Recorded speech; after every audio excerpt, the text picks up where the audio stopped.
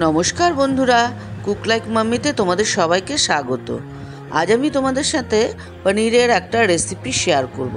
Already আমি কয়েকটা পনিরের রেসিপি শেয়ার করেছি, সেখানে তোমরা দেখতে পারো। এইটার মধ্যে আমি একটা সিক্রেট ইনগ্রেডিয়েন্টস অ্যাড করেছি, যাতে পনিরের স্বাদটাকে আরও বেশি বাড়িয়ে তোলে। এটা তোমরা যে কোনো দিনে ট্রাই করতে পারো। আর সামনেই জামা ষষ্ঠী আসছে, সেই দিন অবশ্যই ট্রাই করো। আর কেমন লাগলো আমাকে কমেন্টের মাধ্যমে জানিও। তাহলে চলো আমি এটা কিভাবে রান্না করছি দেখে নিই।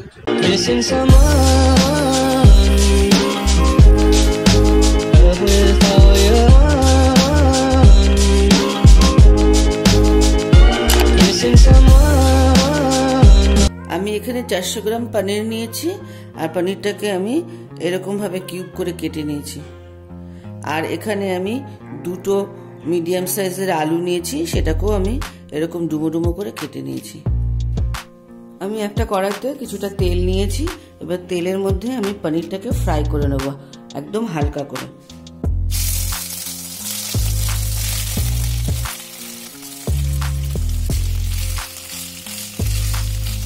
সামান্য নুন দিচ্ছি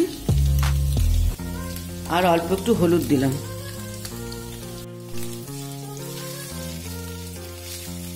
পনিরটা ফ্রাই হয়ে গেছে।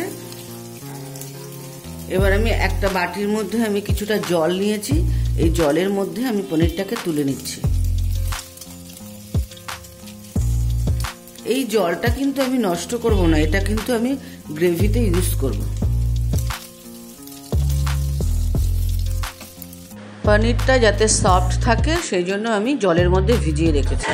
পনিরটাকে আমি তুলে নিয়েছি এবং ওই কড়াইতেই আমি আরো কিছুটা তেল দিয়েছি। তেলটা গরম হয়ে গেছে, এবার আমি আলুগুলো ফ্রাই করে নেব। একটু নুন দিচ্ছি আর একটু হলুদ দিলাম। আলুটা যাতে তাড়াতাড়ি সেদ্ধ হয়ে যায় সেই জন্য আমি একটা ঢাকনা দিয়ে ঢেকে দিচ্ছি।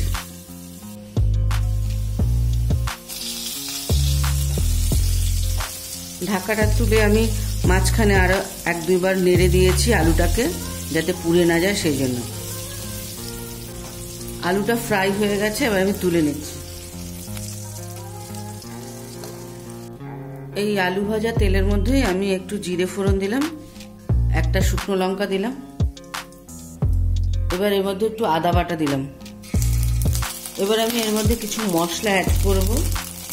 পরিমাণ মতো হলুদ দিলাম, নুন, ধনে আর জিরে গুঁড়ো মিলিয়ে 1 চামচ, লাল লঙ্কার গুঁড়ো, কাশ্মীরি লঙ্কার গুঁড়ো,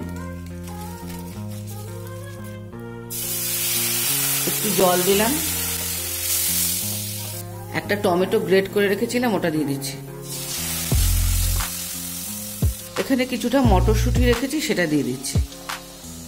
মটরশুঁটিটা একটু আগে দিলাম যাতে মটরশুঁটিটা মশলার সাথে একবারে সেদ্ধ হয়ে যায়। পনিরের আরো কয়েকটা রেসিপি আমি তোমাদের সাথে শেয়ার করেছি, তোমরা ইচ্ছে করলে সেখান থেকে দেখে নিতে পারো। তবে সবসময় তো আর কাজু, চারমগজ, তারপর পোস্ত এসব দিয়ে খেতে ভালো লাগে না। এক দিন একটু অন্যরকম করে ট্রাই করতে ইচ্ছা করে, তাই আজকে আমি তোমাদের সাথে একটা ইনগ্রেডিয়েন্টস ইউজ করব, সেটাই তোমাদেরকে দেখাচ্ছি। এটা দেখো, এটা হচ্ছে নারকেল পেস্ট। এই যে নারকেলটাকে ছোট ছোট করে কেটে আমি মিক্সিতে পেস্ট করে নিয়েছি। এই নারকেল পেস্টটা দিয়েই তোমাদেরকে আজকে আমি পনিরের সবজিটা করে দেখাবো। এই নারকেল পেস্ট আমি 2 চামচ দিচ্ছি।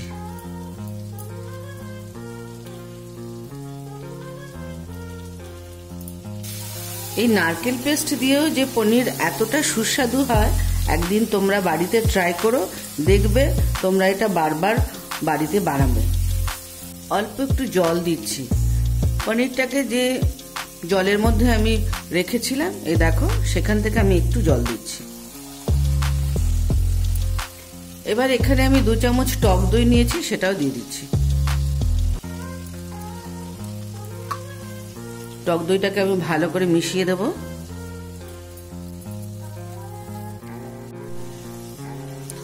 সব মশলাগুলো কষানো হয়ে গেছে, এবার আমি ফ্রাই করা আলুটা দিয়ে দিচ্ছি।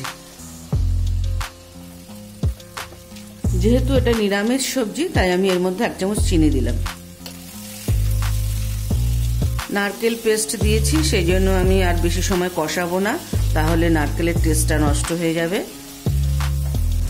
এবার আমি পনিরটাকেও দিয়ে দিচ্ছি।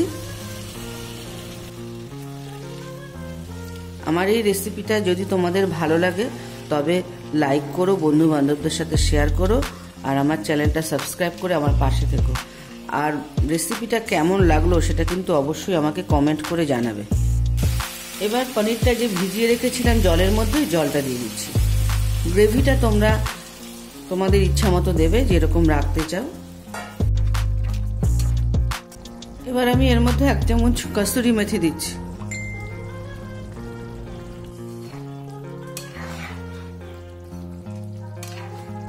যে কোনো নিরামিষ রান্নায় একটু ঘি দিলে রান্নার টেস্টটা আরো বেশি বেড়ে যায়, তাই আমি 1 চামচ ঘি দিলাম।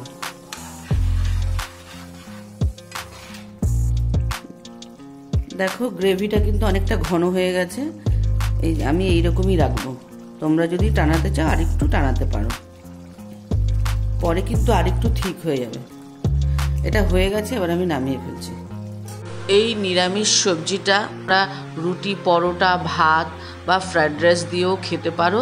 এটা তোমরা নিরামিষ দিনে বা যে কোনো গেস্ট এলে ট্রাই করো, আর কেমন লাগলো আমার এই রেসিপিটা সেটা কিন্তু অবশ্যই আমাকে কমেন্ট করে জানাবে। আর যদি ভালো লাগে তবে লাইক শেয়ার করো, আর আমার চ্যানেলটা সাবস্ক্রাইব করে সবসময় আমার পাশে থেকো। আর বেল আইকনটা কিন্তু অবশ্যই প্রেস করবে, তাহলে আমার নিত্য নতুন ভিডিওর নোটিফিকেশান চটজলদি সবার আগে তোমাদের কাছে পৌঁছে যাবে। ভালো থাকবে, সুস্থ থাকবে।